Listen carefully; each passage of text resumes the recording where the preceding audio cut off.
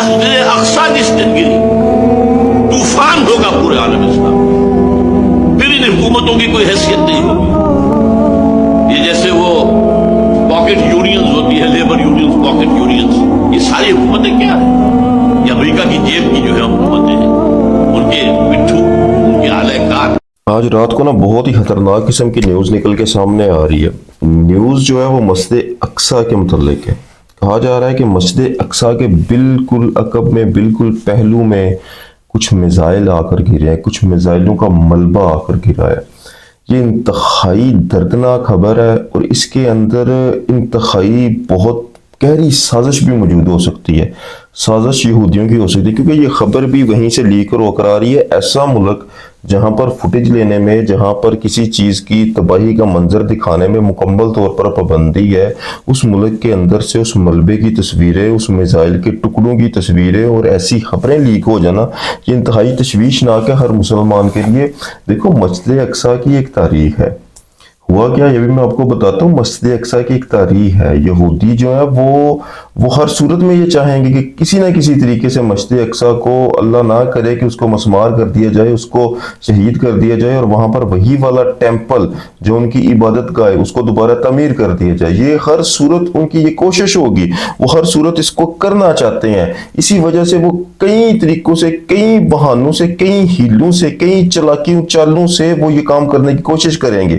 ہم لوگ یہ کبھی بلیو ہی نہیں کر سکتے کہ ایران ہو، پاکستان ہو، سعودیہ ہو، یا اس دنیا کے کسی بھی ملک میں جس بھی انسان کے اندر ادنا سے ادنا درجے کا بھی ایمان کا لیول ہو، وہ مسجد اقصی یا مدینہ شریف یا خانہ کعبہ شریف، مسجد اقصی مسلمانوں کا پہلا قبلہ ہے۔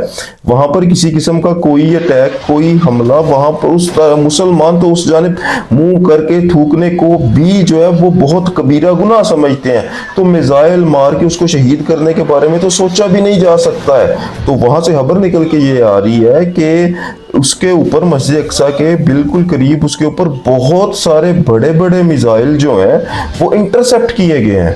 یعنی یہودی یہ کہہ رہے ہیں، اسرائیل یہ کہہ رہا ہے کہ وہاں پر ہمارا جو ڈیفنس سسٹم لگا ہوا ہے، جو اس میزائل کو ختم کرنے کے لیے، جو کوئی بھی کسی قسم کی ایئر اسٹرائک ہوتی ہے تو اس کو تباہ کرنے کے لیے، ان میزائلوں کے لیے نیچے جو ان کا ڈیفنس سسٹم ہے، وہاں سے جو میزائل نکلتا ہے، اوپر سے آنے والے میزائل نے آپس میں جو ٹکر کھائی ہے، جو آپس میں ٹکراؤ ہوا ہے، اس ٹکراؤ کے نتیجے میں ان کا ملبہ جو ہے وہ آ کے قریب گرا ہے، اس کے پہلو میں آ کے گرا ہے، جس کی وجہ سے کئی جگہ پر آگ لگی، کئی جگہ پر دھماکے ہوئے، تباہی ہوئی۔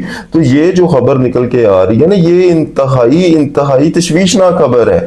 ہو سکتا ہے کہ اسرائیلی خود یہ کام کر کے تو ایران پر الزام لگانے کی کوشش کریں کہ یہ سارے کا سارا سلسلہ جو ہے وہ ایران نے کیا ہوا ہے، لیکن ایران کیا، کوئی دنیا کا کوئی مسلمان یہ سوچ بھی نہیں سکتا ہے۔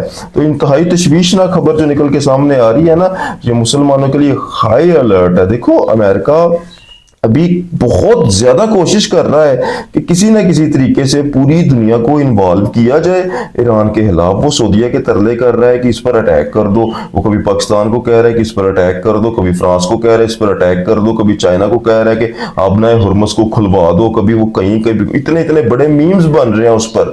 ایک میم میں نے رات کو دیکھا کہ وہ سڑک کنارے کھڑا ہے، اور وہ جو نا اے آئی ویڈیو ہے کہ وہ لوگوں سے بھیک مانگ رہا ہے کہ میرے ساتھ مل کر آبنائے ہرمز کو کھلواؤ، اور لوگ اس پر کیچڑ اچھال کے جا رہے ہیں، اکیلا پڑ رہا ہے، امریکہ جنگ ہار رہا ہے۔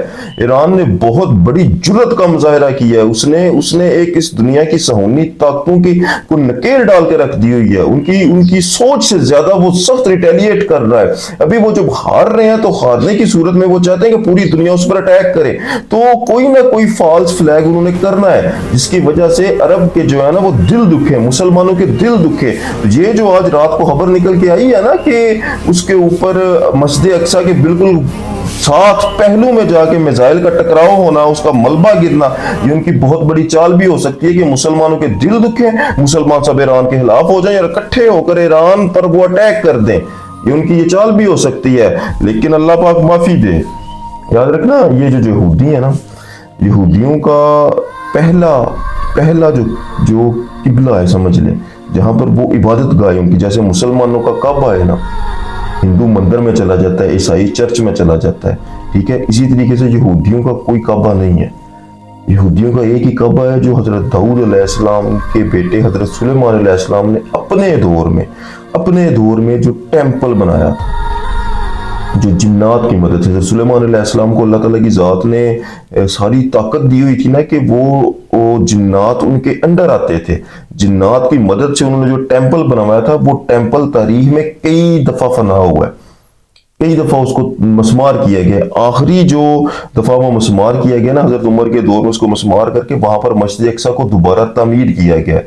उस मस्जिद अक्सा को वो ढाने के लिए, उस मस्जिद अक्सा को वो शहीद करने के लिए हद दर्जा तक जाकर वो कोशिश करेंगे। और यही उसकी एक दीवार है टेंपल की, जहाँ पर जाकर यहूदी वो टोपी पहन के सर झुकाकर रोते रहते हैं ना, ये उनका एक किस्म का कब्र है, उनकी ये एक बेस है कि हमने इस चीज को दोबारा लेना है। और उसके अलावा इसके पास एक और रीजन भी है कि यहूदी दज्जाल का जो है वो वेट कर रहे हैं कि दज्जाल हमारा मसीहा आएगा तो पूरी दुनिया पे हमने रूल करना है। और दज्जाल के पास सुलेमान अलैहिस्सलाम की वो अंगूठी होगी, जो अंगूठी वो पहनकर पूरी दुनिया पर हुक्मरानी किया करते थे।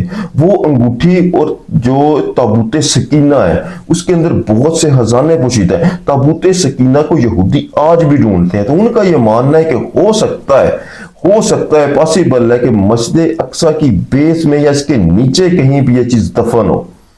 ये भी उनके अंदर एक चीज मौजूद है जिसकी वजह से उन्होंने मस्जिद अक्सा को शहीद करने का एक लंबा चौड़ा सा प्रोग्राम बनाया हुआ है। लेकिन इतने सेंसिटिव किस्म के इलाके को, इतने सेंसिटिव किस्म की चीजों को छेड़ना उनके बस में नहीं है कि मुसलमानों का रिटेलिएशन बहुत ज्यादा होगा। लेकिन अगर एक मुसलमान पर ही इल्जाम लगाकर वो इस काम को अमल करेंगे ना, तो मुसलमान बजाय उनके खिलाफ होने के मुसलमानों के खिलाफ हो जाएंगे, यानी ईरान के खिलाफ हो जाएंगे। तो ये जो खबर निकल के आ रही है ना, इसमें यहूदी अपने आप को बहुत सेव कर रहे हैं कि हमने वहां पर डिफेंस सिस्टम लगाए हुए हैं। जो सेंसिटिव एरिया होते हैं ना, ये सेंसिटिव जो जगह होती है, वहां पर बहुत तगड़ा एयर डिफेंस सिस्टम लगा हुआ है कि कोई भी चीज इसकी हद में नहीं आ सकती, इसको तोड़ नहीं सकती, यहां पर मिसाइल लग ही नहीं सकता, हम उसको इंटरसेप्ट कर देते हैं। लेकिन अभी वो कह रहे हैं कि इंटरसेप्ट हुआ है, लेकिन वो मिसाइल आपस में टकरा कर उसके पहलू में आकर गिरे हैं। तो ये इंतहाई तशवीशनाक खबर है। मुसलमानों, ये याद रखना कि वक्त अभी बहुत करीब है, किसी भी वक्त कुछ भी हो सकता है। तो अगर ये वाला मामला हुआ कि मस्जिद अक्सा को शहीद किया गया, तो फिर ग्रेटर इसराइल भी बनेगा। फिर हम जो हो आप देख रहे हैं ना कि ईरान जीतेगा, फिर कहानी उलट जाएगी, कहानी सारी उल्टेगी। ग्रेटर इसराइल बनेगा तो ना कोई अरब महफूज रहेगा और ना कोई और रियासत महफूज रहेगी। फिर आने वालों ने आना है, उन्होंने आगे संभालना है, हमारे बस में फिर कुछ नहीं होना। फिर इमाम मेहदी अलैहिस्सलाम आएंगे, ईसा अलैहिस्सलाम आएंगे और फिर मुहम्मदुल कुबरा छिड़ जाएगी।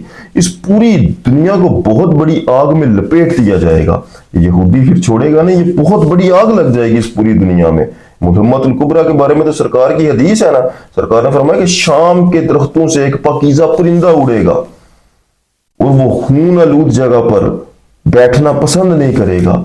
वो इतनी दूर तक उड़ता रहेगा कि कहीं पर उसको कोई ऐसी जगह नहीं मिलेगी जहां पर लाश ना पड़ी हो, जहां पर खून ना हो। आखिरकार वो थक हार कर एक लाश पर गिरकर मर जाएगा। इतनी खून रेजी हो जाएगी मुहम्मदुल कुबरा के अंदर, इतनी जानें जाया होंगी, लेकिन उसकी बेस कोई बनेगी, उसकी वजह कोई बनेगी। तो ये जो आज खबर आई है ना, इसने खुदा की कसम मुसलमानों के दिल छल्ली कर दिए हैं कि यहूदी कुछ भी कर सकते हैं, इनका कोई एतबार नहीं है।